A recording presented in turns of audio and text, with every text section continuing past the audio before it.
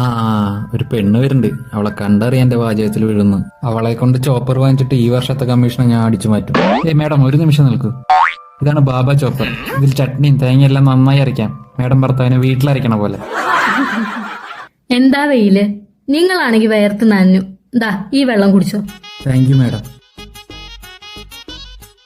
ഈ വട്ടത്തെ കമ്മീഷൻ എനിക്ക് തന്നെ. ഇതാ മേഡം വെള്ളം. അപ്പൊ എന്റെ ചോപ്പറിന്റെ കാര്യം? വെള്ളത്തിൽ വിഷം ഉണ്ടായിരുന്നു.